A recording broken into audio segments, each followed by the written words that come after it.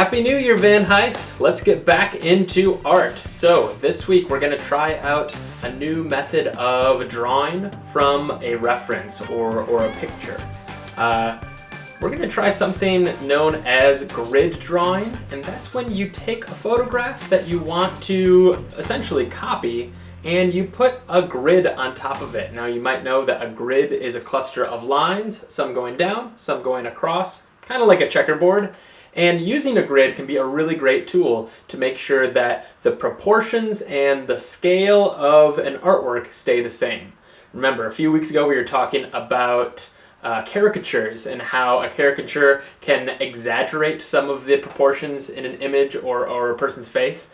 This time we're going to be going back to trying to keep things proportionate and exactly how they look. And using a grid can be a great way to do that.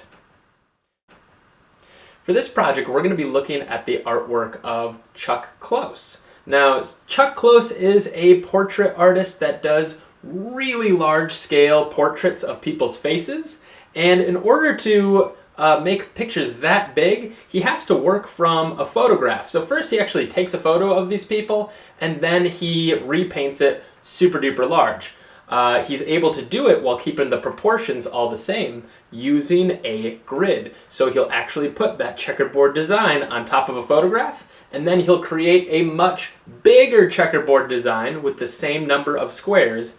And then instead of having to paint the whole picture at once, he just focuses on one square at a time. That's essentially what we're going to be doing today. First, what I'm going to show you is how to find an image and put it into Seesaw, and then put a grid over the top of it. You could also print off a picture and create your own grid on it if you have a printer, or you could even find something in like a magazine or a book, as long as it's okay that you draw on top of it, because we will need to add a grid. So I'm going to show you how to do this on Seesaw, and then we'll get drawing. Here we go. All right, so here's how to create a grid system for a picture in Seesaw. So on your screen right now, you should see a Seesaw drawing screen, and over to the left, we've got two grids right here. There's one that's a 5x5 grid, and there's one that's a 4x4 grid. You can choose which one you want to use. But first, you're gonna have to find an image or take a picture and put it right here where it says place photo here. I actually already found a pretty great image of a hedgehog building a snowman, and I copied it from Google Images, and now I'm going to hit Control V, and there's my image. But as you can see, it's pretty small, so I'm going to make it quite a bit bigger.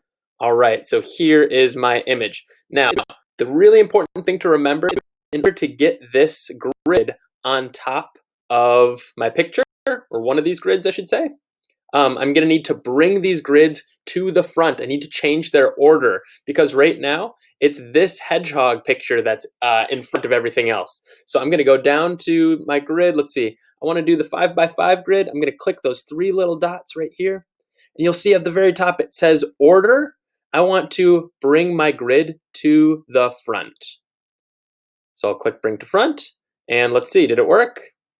Yep, it worked. I can see my grid on top of the picture. So now that my grid is seen visibly on top of my picture, I'm going to tuck it up in one of the corners of my picture, and I want to drag and drop and kind of adjust my grid until it takes up the entire space of my picture.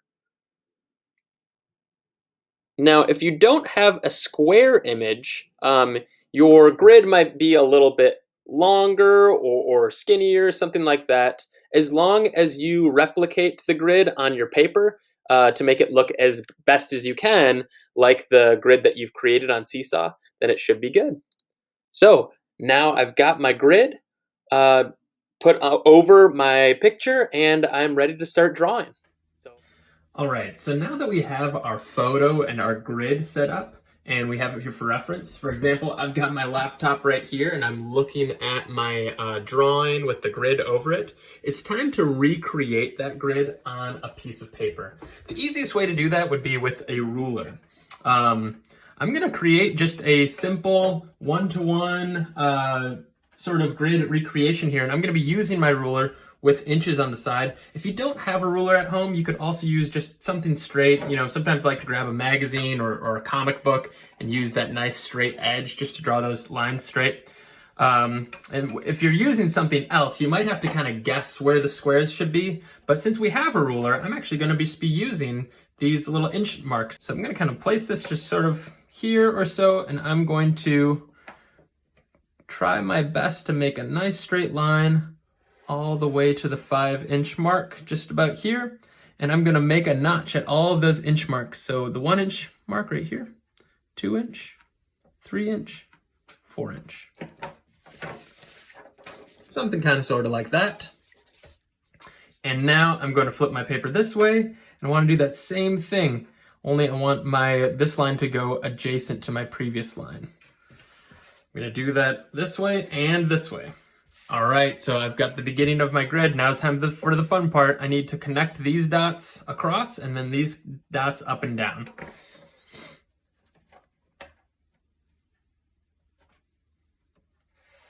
So now I want to take a look at my picture on Seesaw. You can see that my grid correlates with the picture of the snowy hedgehog. Now, the reason we use grid drawing is to not just go ahead and try to create the whole picture.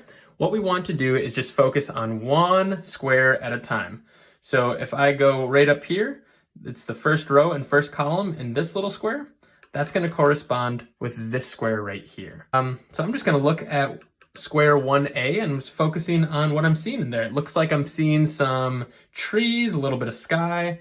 So instead of having to create the entire drawing right now, I just want to create what's in that little square, and I'm going to go one square at a time.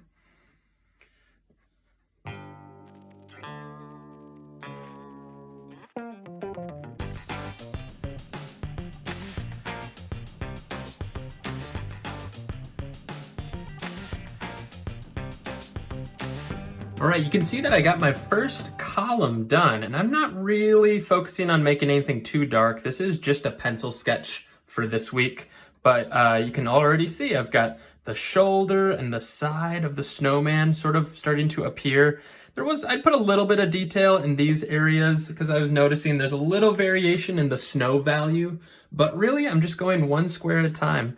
And this gives us a really great way of keeping the scale of an image the same.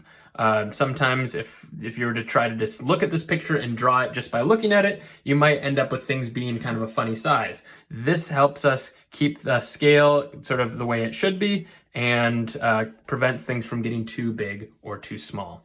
All right, I'm gonna set up my picture over here and I'm just gonna keep on drawing.